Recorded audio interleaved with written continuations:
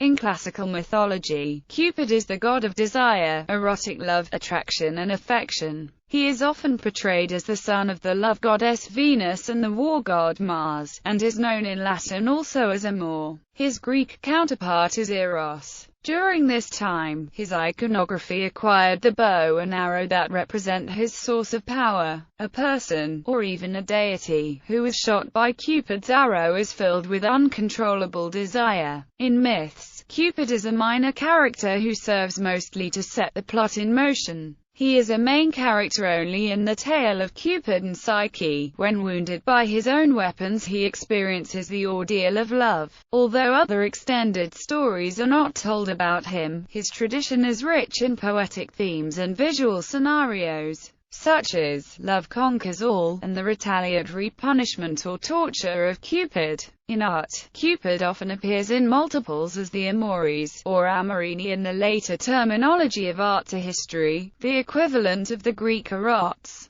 Cupids are a frequent motif of both Roman art and later Western art of the classical tradition. In the 15th century, the iconography of Cupid starts to become indistinguishable from the Puto. Cupid continued to be a popular figure in the Middle Ages, when under Christian influence he often had a dual nature as heavenly and earthly love. In the Renaissance, a renewed interest in classical philosophy endowed him with complex allegorical meanings. In contemporary popular culture, Cupid is shown drawing his bow to inspire romantic love, often as an icon of Valentine's Day. Origins and birth. The Romans reinterpreted myths and concepts pertaining to the Greek Eros for Cupid in their own literature and art, and medieval and Renaissance mythographers conflate the two freely. In the Greek tradition, Eros had a dual, contradictory genealogy. He was among the primordial gods who came into existence asexually. After his generation, deities were begotten through male-female unions. In Hesiod's Theogony, only Chaos and Gaia are older. Before the existence of gender dichotomy, Eros functioned by causing entities to separate from themselves that which they already contained. At the same time, the Eros who was pictured as a boy or slim youth was regarded as the child of a divine couple, the identity of whom varied by source. The influential Renaissance mythographer Natale Conti began his chapter on Cupid, Eros by declaring that the Greeks themselves were unsure about his parentage. Heaven and earth, Ares and Aphrodite, night and ether, or strife and zephyr. The Greek travel writer Pausanias, he notes, contradicts himself by saying at one point that Eros welcomed Aphrodite into the world, and at another that Eros was the son of Aphrodite and the youngest of the gods. In Latin literature, Cupid is usually treated as the son of Venus without reference to a father. Seneca says that Vulcan, as the husband of Venus, is the father of Cupid. Cicero, however, says that there were 3 Cupids, as well as 3 Venuses. The first Cupid was the son of Mercury and Diana, the second of Mercury and the second Venus, and the third of Mars and the third Venus. This last Cupid was the equivalent of Antares, counter-love, one of the erots, the gods who embody aspects of love. The multiple Cupids frolicking in art are the decorative manifestation of these proliferating loves and desires. During the English Renaissance, Christopher Marlowe wrote of 10,000 Cupids, in Ben Jonson's Wedding Masque Hymenaea, 1,000 several-colored loves hop about the nuptial room. In the later classical tradition, Cupid is most often regarded as the son of Venus and Mars, whose love affair represented an allegory of love and war. The duality between the primordial and the sexually conceived Eros accommodated philosophical concepts of heavenly and earthly love even in the Christian era. Attributes and themes.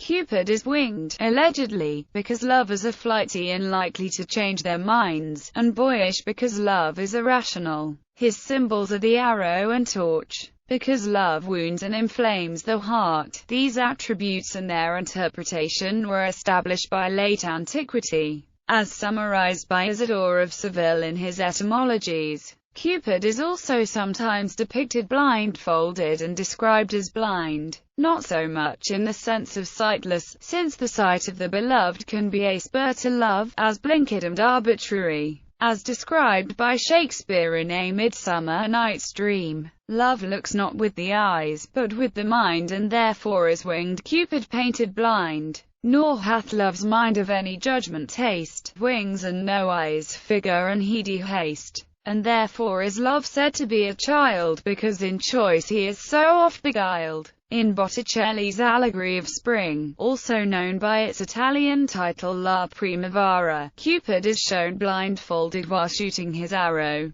positioned above the central figure of Venus. Particularly in ancient Roman art, Cupids may also carry or be surrounded by fruits, animals, or attributes of the seasons or the wine god Dionysus, symbolizing the Earth's generative capacity. Cupid's arrows. Cupid carries two kinds of arrows, one with a sharp, golden point, and the other with a blunt tip of lead. A person wounded by the golden arrow is filled with uncontrollable desire, but the one struck by the lead feels aversion and desires only to flee. The use of these arrows is described by the Latin poet Ovid in the first book of his Metamorphoses. When Apollo taunts Cupid as the lesser archer, Cupid shoots him with the golden arrow, but strikes the object of his desire, the nymph Daphne, with the lead. Trapped by Apollo's unwanted advances, Daphne prays to her father, the river god Peneus, who turns her into a laurel, the tree sacred to Apollo. It is the first of several unsuccessful or tragic love affairs for Apollo. A variation is found in the King Esquire, a 15th-century poem attributed to James I of Scotland, in which Cupid has 3 arrows. Gold, for a gentle smiting that is easily cured, the more compelling silver, and steel, for a love wound that never heals. Cupid and the bees. In the tale of Cupid the honey thief, the child god is stung by bees when he steals honey from their hive. He cries and runs to his mother Venus, complaining that so small a creature shouldn't cause such painful wounds. Venus laughs, and points out the poetic justice. He too is small, and yet delivers the sting of love. The story was first told about Eros in the Idylls of Theocritus. It was retold numerous times in both art and poetry during the Renaissance. The theme brought the Amoretti poetry cycle of Edmund Spenser to a conclusion, and furnished subject matter for at least 20 works by Lucas Cranach the Elder and his workshop. The German poet and classicist Carl Philipp Kunz framed the tale as Schadenfreude in a poem by the same title. In a version by Gotthold Ephraim Lessing, a writer of the German Enlightenment, the incident prompts Cupid to turn himself into a bee. Through this sting was Amor made wiser. The untiring deceiver concocted another battle plan. He lurked beneath the carnations and roses, and when a maiden came to pick them, he flew out as a bee and stung her. The image of Cupid as bee is part of a complex tradition of poetic imagery involving the flower of youth, the sting of love as a deflowering, and honey as a secretion of love. Cupid and dolphins. In both ancient and later art, Cupid is often shown riding a dolphin. On ancient Roman sarcophagi, the image may represent the soul's journey, originally associated with Dionysian religion. A mosaic from late Roman Britain shows a procession emerging from the mouth of the sea god Neptune, first dolphins and then sea birds, ascending to Cupid. One interpretation of this allegory is that Neptune represents the soul's origin in the matter from which life was fashioned, with Cupid triumphing as the soul's desired destiny. In other contexts, Cupid with a dolphin recurs as a playful motif, as in garden statuary at Pompeii that shows a dolphin rescuing Cupid from an octopus, or Cupid holding a dolphin. The dolphin, often elaborated fantastically, might be constructed as a spout for a fountain. On a modern-era fountain in the Palazzo Vecchio, Florence, Italy, Cupid seems to be strangling a dolphin. Dolphins were often portrayed in antiquity as friendly to humans, and the dolphin itself could represent affection. Pliny records a tale of a dolphin at Puteoli carrying a boy on its back across a lake to go to school each day. When the boy died, The dolphin grieved itself to death. In erotic scenes from mythology, Cupid riding the dolphin may convey how swiftly love moves. Or the Cupid astride a sea beast may be a reassuring presence for the wild ride of love. A dolphin riding Cupid may attend scenes depicting the wedding of Neptune and Amphitrite or the triumph of Neptune, also known as a marine thyrsos, demon of fornication. To adapt myths for Christian use, medieval mythographers interpreted them morally. In this view, Cupid might be seen as a demon of fornication. The innovative Theodulf of Orleans, who wrote during the reign of Charlemagne, reinterpreted Cupid as a seductive but malicious figure who exploits desire to draw people into an allegorical underworld of vice. To Theodulf, Cupid's quiver symbolized his depraved mind, his bow trickery, his arrows poison, and his torch-burning passion.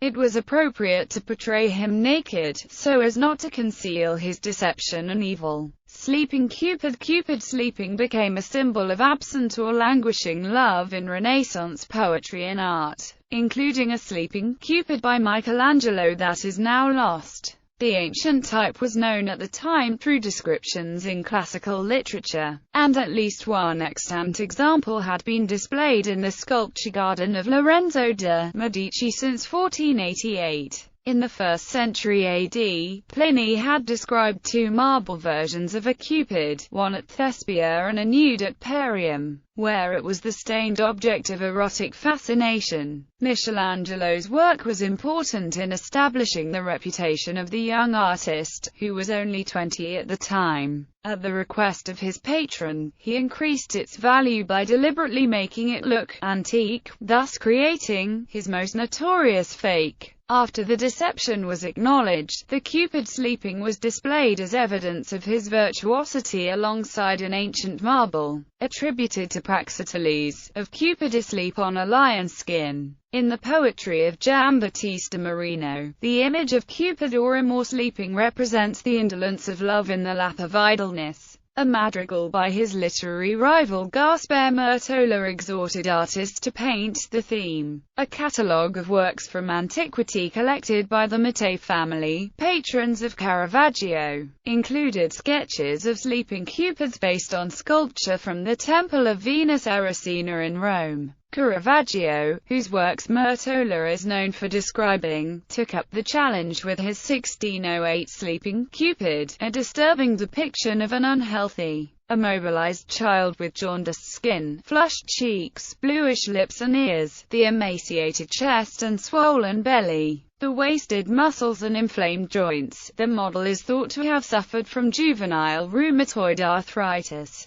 Caravaggio's Sleeping Cupid was reconceived in fresco by Giovanni da San Giovanni, and the subject recurred throughout Roman and Italian work of the period. Love conquers all. Earlier in his career, Caravaggio had challenged contemporary sensibilities with his sexually provocative and anti-intellectual Victorious Love, also known as Love Conquers All, in which a brazenly naked Cupid tramples on emblems of culture, and erudition representing music, architecture, warfare, and scholarship. The motto comes from the Augustan poet Virgil, writing in the late 1st century BC. His collection of eclogues concludes with what might be his most famous line, Omnia vincit amor, e nos cedamus amori. Love conquers all, and so let us surrender ourselves to love. The theme was also expressed as the triumph of Cupid, as in the triumph of Petrarch. Roman Cupid. The ancient Roman Cupid was a god who embodied desire, but he had no temples or religious practices independent of other Roman deities such as Venus, whom he often accompanies as a side figure in cult statues. A Cupid might appear among the several statuettes for private devotion in a household shrine, but there is no clear distinction between figures for veneration and those displayed as art or decoration. Roman temples often served a secondary purpose as art museums, and Cicero mentions a statue of Cupid by Praxiteles that was consecrated at a sacrarium and received religious veneration jointly with Hercules. An inscription from Cartama in Roman Spain records statues of Mars and Cupid among the public works of a wealthy female priest, and another list of benefactions by a procurator of Boeotia includes statues of Venus and Cupid. Cupid became more common in Roman art from the time of Augustus, the first Roman emperor. After the Battle of Actium, when Antony and Cleopatra were defeated, Cupid transferring the weapons of Mars to his mother Venus became a motif of Augustan imagery. In the Aeneid, the national epic of Rome by the poet Virgil, Cupid disguises himself as Iülus, the son of Aeneas, who was in turn the son of Venus herself, and in this form he beguiles Queen Dido of Carthage to fall in love with the hero. She gives safe harbor to Aeneas and his band of refugees from Troy, only to be abandoned by him as he fulfills his destiny to found Rome. Iülus becomes the mythical founder of the Julian family from which Julius Caesar came. Augustus, Caesar's heir, commemorated a beloved great-grandson who died as a child by having him portrayed as Cupid, dedicating one such statue at the Temple of Venus on the Capitoline Hill, and keeping one in his bedroom where he kissed it at night. A brother of this child became the Emperor Claudius, whose mother Antonia appears in a surviving portrait sculpture as Venus, with Cupid on her shoulder. The Augustus of Prima Porta is accompanied by a Cupid riding a dolphin. Cupids in multiples appeared on the friezes of the Temple of Venus Genetrix, and influenced scenes of relief sculpture on other works such as sarcophagi, particularly those of children. As a winged figure, Cupido shared some characteristics with the goddess Victoria. On coinage issued by Sulla the dictator, Cupid bears the palm branch, the most common attribute of victory. Desire, in Roman culture, was often attached to power as well as to erotic attraction. Roman historians criticize Cupido gloriae, desire for glory, and Cupido imperans, desire for ruling power. In Latin philosophical discourse, Cupido is the equivalent of Greek pothos, a focus of reflections on the meaning and burden of desire. In depicting the pious love of Nisus and Euryalus in the Aeneid, Virgil has Nisus wonder, is it the gods who put passion in men's mind, Euryalus, or does each person's fierce desire become in his own god? In Lucretius' Physics of Sex, Cupido can represent human lust and an animal instinct to mate, but also the impulse of atoms to bond and form matter. An association of sex and violence is found in the erotic fascination for gladiators, who often had sexualized names such as Cupido. Cupid was the enemy of chastity, and the poet Ovid opposes him to Diana, the virgin goddess of the hunt, who likewise carries a bow but who hates Cupid's passion-provoking arrows. Cupid is also at odds with Apollo, the archer brother of Diana and patron of poetic inspiration, whose love affairs almost always end disastrously. Ovid blames Cupid for causing him to write love poetry instead of the more respectable epic, Cupid and Psyche. The story of Cupid and Psyche appears in Greek art as early as the 4th century BC, but the most extended literary source of the tale is the Latin novel Metamorphoses, also known as the Golden Ass, by Apuleius. It concerns the overcoming of obstacles to the love between Psyche and Cupid, and their ultimate union in marriage.